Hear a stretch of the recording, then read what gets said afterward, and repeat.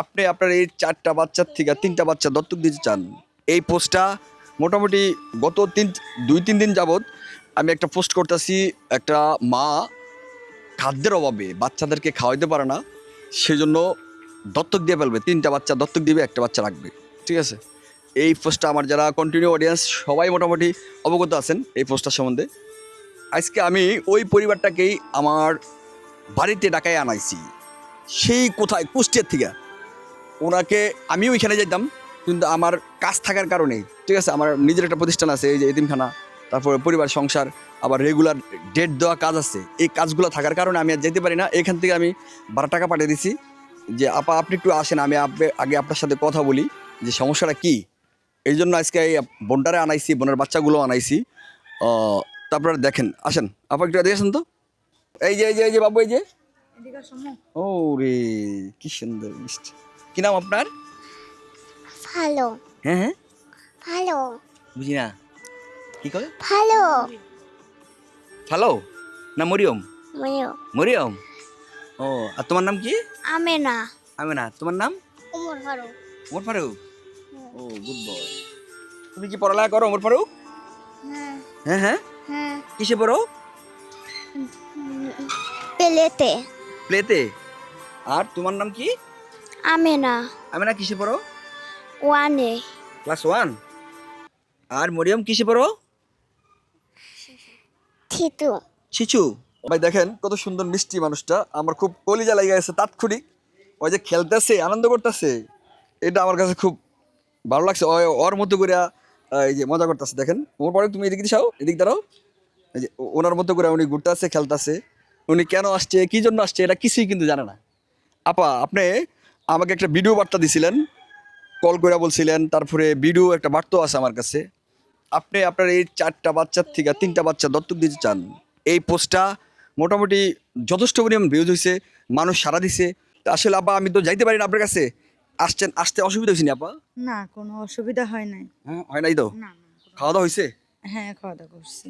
আচ্ছা, ঠিক আছে। আপা কি জন্য এই সিদ্ধান্তটা গেলেন আপনি? আমি আসলে বাচ্চাদেরকে নিয়ে যে একটা কর্ম করব, আমার সেই কর্ম করা সেই মানে লাইনটা নাই। বাচ্চা নিয়ে কর্ম করার মতন সেই অবস্থাটা আমার নাই। আপনার খাওয়াবো কি স্বামী কই? বাচ্চাদের? আপনার স্বামী? আমার হাসব্যান্ড এই বাচ্চা ফেলাই থুয়ে চলে গেছে, খোঁজ নেয় না। তার কাছে ফোন দিলে ফোন ধরে না। তার সাথে অবশ্য সম্পর্ক আজ প্রায় 1 মাস হচ্ছে, মানে ছিন্ন করে দিছি, ডিভোর্স হয়ে গেছে। তাছাড়া বাচ্চা হাসপাতালে থাকাকালীনও মানুষের কাছে হাত পেতে চিকিৎসা করাইছি, তার কাছে বলছি। সে বাবা বেঁচে থাকতে আমি তার বাচ্চাদেরকে সাহায্য তুলে চিকিৎসা করাইছি। সে কোনোদিন একটাবার বলে নাই যে আমি তাকে হেল্প করব, বা তার বাচ্চা সে একটাবার দেখতে আসবে, তাকে দেখতে আসতে বললেও সে বলে তার কাছে ভাড়া থাকে না। তো আমি হচ্ছে বাচ্চাদেরকে খাওয়াইতে পারি না বিধায় বাধ্য হয়ে আমি বলছি দত্তক দিয়ে দিব। কারণ আমি এদের বাঁচাবো কিভাবে, খাওয়াবো কিভাবে? আমার তো সে কর্মর একটা লাইন থাকা লাগবে, আমি তো সেই কর্মর নাই। আপনি কি আর আপনার কি ভাই বোন নাই? আমার আব্বু আছে, আমার বোন আছে একটা, সে হচ্ছে তার মতন থাকে। আপনার মা কই? আমার আম্মু আরেকজনের সংসার করে, আমার আব্বুকে ফেলে দিয়ে চলে গেছে। এই কি কয়? আমার মানে আব্বু কত তো বছর আগে? এই 15 বছর আগে। হ্যাঁ? 15 বছর আগে। কারণ আমার আব্বু তো মনে করেন সেই রকম মানে হাই ফাই মানুষ না যে আমার আম্মুকে সুখে রাখবে। আমার আম্মু প্রথমে আসছিল আমার আব্বুর এই অবস্থা দেখে, পরে যখন দেখছে যে তার সুখ হচ্ছে না, পরে সে চলে গেছে একজন মানে পুরুষের হাত ধরে চলে গেছে। পরকিয়া, পরকিয়া? পরকীয়া করে আমাকে ফেলাইতে চলে গেছে। পরে আমার এই সংসারে বিয়ে হয়। বিয়ে হওয়ার পর এখন আমার এই অবস্থা। আপনার বিয়েটা কি আপনি নিজেই করছেন না সম্পর্ক করে করছিলাম, কারণ আমার আপনি নিজে আম্মু, নিজে? আমি সম্পর্ক করে বিয়ে করার পরে আমার সংসারে এরকম অশান্তি, আমাকে অনেক অত্যাচার করতো। এই যে এখানে 19টা সেলাই আছে গালের ভিতর থেকে, এখানে 18টা সেলাই আছে, আর মাথার ভিতরে 17টা সেলাই আছে। এটা কে দিছে? এটা আমার হাজবেন্ড অত্যাচার করতো আমার উপরে। আপনার থাকতো কোথায়? আপনারা থাকতেন কোথায়? আমি যশোর থাকতাম। শ্বশুর বাড়িতে থাকতেন? হ্যাঁ, ওইখানে থাকতেই মারছে? ওখানে থাকতে অত্যাচার করতো, পরে ওখানকার লোকজনও ওকে ধরে মারছে। তারপরে এক পর্যায়ে এসে আমি আমার আব্বুর কাছে পালাই চলে আসি, এই বাচ্চা পেটে থাকতেও আমাকে মারছে। তারপর পালাই চলে আসার পরে তাকেও এখানে নিয়ে আসা হয়, তার কাজ ঠিক করে দেওয়া হয়, সে কাজ করে না। তার কাপড় চোপড় পর্যন্ত আমাদের কিনে দেওয়া লাগে, তো আমরা কোত্থেকে পাবো? আমি এই ছোটো বাচ্চাদেরকে নিয়ে আমি মানুষের দূর থেকে চেয়ে নিয়ে এসে ওদের ভাত জোগাই। ওখানে থেকে অত্যাচার সহ্য করে বাচ্চা যেদিন হয়েছে তার 7 দিন পরে আমার আব্বু আমাকে নিয়ে চলে আসছে। খাওয়ার অভাবে শুধু। কারণ আমি বাচ্চাদেরকে খাইতে দিব কি, এই বাচ্চাটা না খেয়ে কান্না করে, ও না খেয়ে কান্না করে, বলে আম্মু আমাকে ভাত দাও। আর সুধা ভাত দিলে মনে হয় মানে একটা কুকুরও এরকমভাবে খায় না যেভাবে খায়।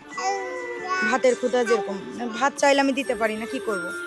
বাধ্যমূলক ওদের জীবন বাঁচাইতে গেলে তো আমাকে দত্তক দিতেই হবে, এই জন্য আমি বলছি যে দত্তক দিয়ে দিব। দত্তকটা কি আসলেই খাবার অভাবে দিতেছেন, না হ্যাঁ, আসলেই সত্য, না এদের থেকে আপনি এদেরকে দূরে সরিয়ে আপনি না, মুক্ত হইতে না। চাইতেছেন? আমি ওদেরকে অরিজিনালি খাওয়ার অভাবে, কারণ ওরা যখন আমার কাছে ভাত চায় তখন আমার জানটা ফেটে যায় যে আমি ভাত দিতে পারি না, আমি একটা মা হয়ে ওদের মুখে ভাত তুলে দিতে পারি না। তো এর থেকে লজ্জার বিষয় কি আছে যে আমি মা হয়ে ওদের মুখে ভাত দিতে পারি না বিদায় এই কষ্ট দেখার থেকে না দেখা ভালো না? যদি একজনের ঘরে যায়, ও যদি একটু ভাত কাপড় একটু থাকতে পারে, ভাতের অভাব কাপড়ের অভাব যদি ভুলে থাকতে পারে, আমার কাছে থাকে তো আমি সেটা দিতে পারছি না। আপনি কোনো কাজ কাম করতে পারেন না কেন? না, আমি এই বাচ্চা নিয়ে যেখানেই কাজে যাই বলে যে বাচ্চা নিয়ে কাজ করতে পারবা না। আর আমার এই বাচ্চাটা অসুস্থ, আজকে 8 মাস ধরে রোজার ভিতরে 2বার আইসিইউতে ছিল। এখনো ব্রেন ইনফেকশন, হার্টের সমস্যা রয়েছে। অনেক পরীক্ষা দিয়েছে, ওগুলো করতে পারিনি এখনো। ছেলেটার সমস্যা, ছেলেটাকেও করতে পারিনি, মাথায় অপারেশন করা আছে, ব্রেনটা একটা অপারেশন করা আছে ওর মাথার তলাতে। তার মানে মোট কথা দাঁড়াইলো আপনার বাবা দুই বিয়ে করছে। এক প্রথম বউ মারা গেছে, পরের বউ পরকে করে চলে গেছে, মানে আপনার মা। আর আপনার প্রেম করে বিয়ে করে আপনার হাজবেন্ড আপনার রেখে চলে গেছে। চলে গেছে।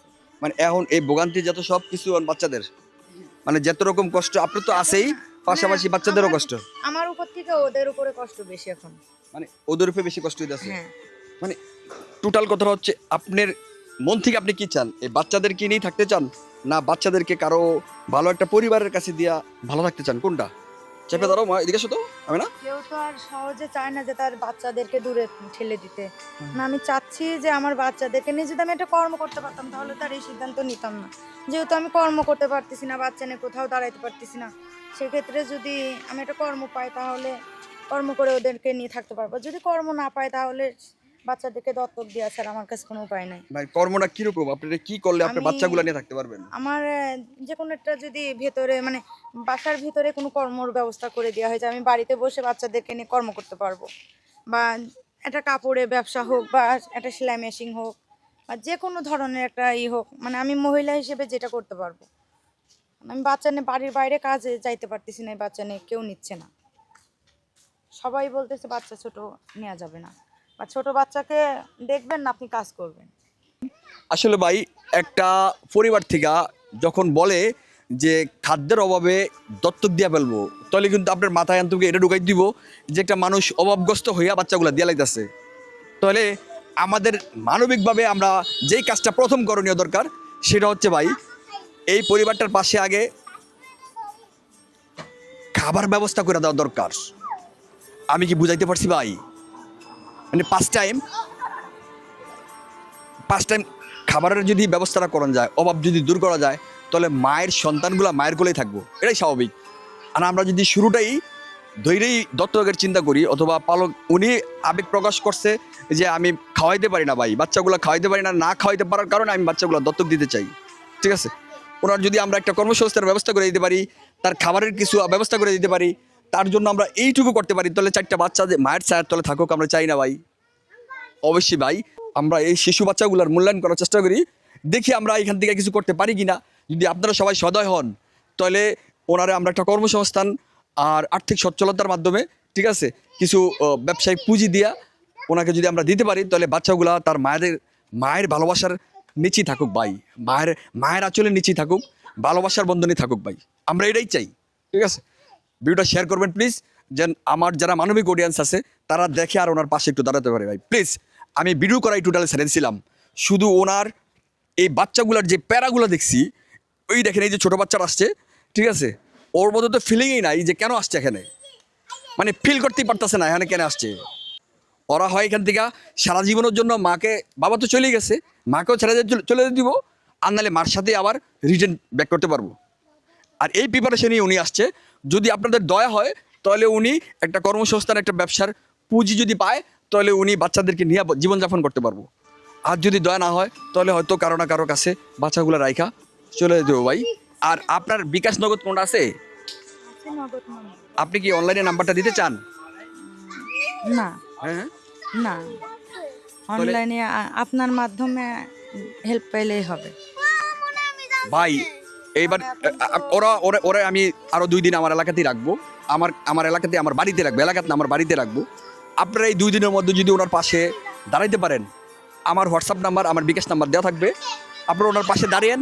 যে যত টাকা দিচ্ছেন এই ভিডিওর কমেন্ট বক্সে পেয়ে নেবেন যে কোন নাম্বার থেকে কত টাকা আসছে, এটা গ্যারান্টি আছে ভাই। শেয়ার করবেন ভাই প্লিজ। আচ্ছা আপনি আমার বাসায় যান, হ্যাঁ।